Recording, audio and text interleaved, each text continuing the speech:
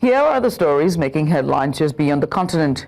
Now, Beyond the Continent starts with global trade news as China has implemented a new 125 tariff, or rather 125% tariff on U.S. imports set to take effect on Saturday in response to the ongoing trade dispute with the United States. According to Beijing, the U.S. tariffs are an unjustified violation of international trade rules and basic economic principles, characterizing them as acts of unilateral bullying and coercion. The U.S. has placed a 145% tariff on some Chinese goods as part of the ongoing trade conflict. President Xi Jinping has urged the European Union to join China in opposing these U.S. actions, warning that no country benefits from a tariff war. However, the Chinese government has stated that it will not retaliate further against any additional tariffs imposed by the U.S. And now joining us for more on this is Godbless Otubure. He is a U.S. National Security, Defense, Intelligence, and Statecraft Emerging Expert, and he joins us to speak more on this development. God bless. Let's just get started, shall we? What are the long-term implications of China raising import tariffs to 125% on the U.S. goods for global trade relations? Well, I mean, the long-term implication is just that it would definitely hurt the U.S.-China trade relations, as well as the fact that there are some goods that are coming in from China that will become maybe almost impossible to come to the U.S. because then the manufacturers then need to factor in all of this tariff. So it would be wise on the part of the Chinese, because they have a lot more to lose on this. They don't have the cards technically to reconsider their stand and come to the negotiating table.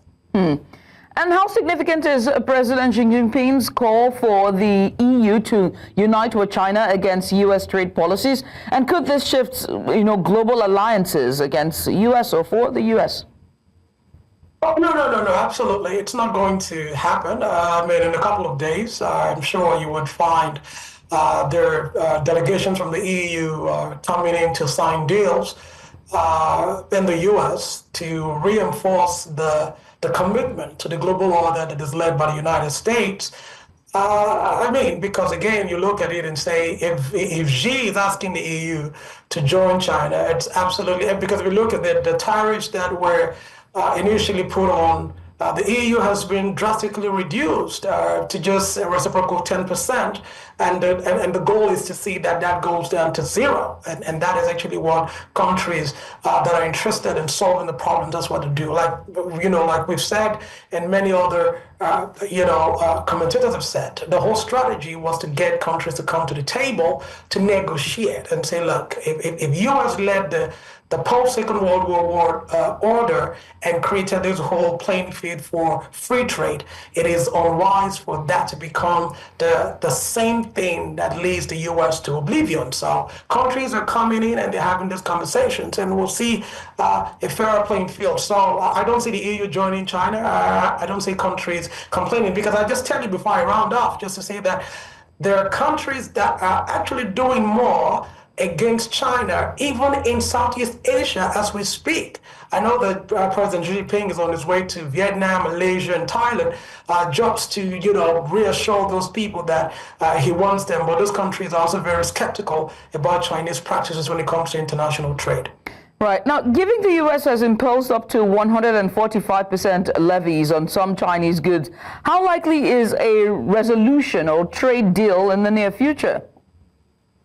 Well, I mean, I was just listening to the president of China, where he said that, nobody wins in a tariff war. But I understand what is going on here. The Chinese people are they date back centuries. They're proud people. They believe in their culture. They believe that they've grown their economy to the point where they can have leverage.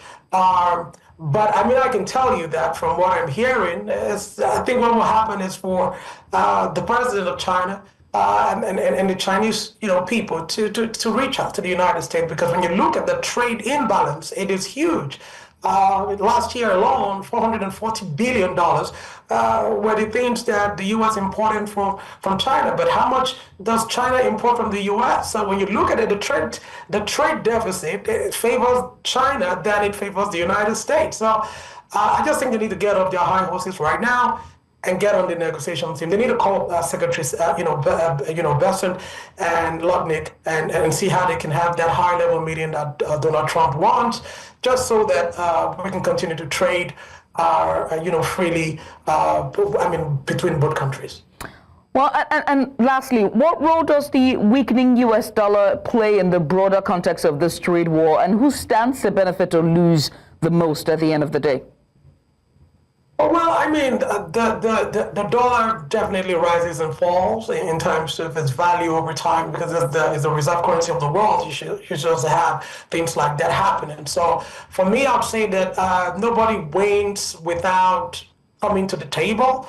And we don't want to see a trade war. But of course, what should be mentioned is that when you have unfair trade practices from the Chinese, which is cataloged by countries both in the Western Hemisphere and even in Southeast Asia and even in Africa, it's important that these practices are called out and that there is some level of accountability.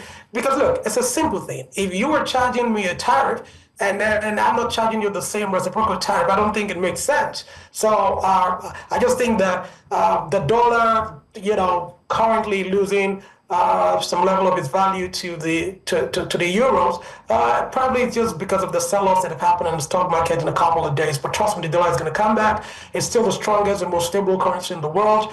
And people who want to do business globally also understand the viability of the dollar. So I see that coming back.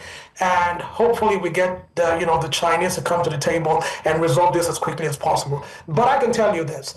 The days of unfair practices and ripping the American taxpayer off and just these very unfair trade practices is over. And Donald Trump is saying that because U.S. national security is at stake.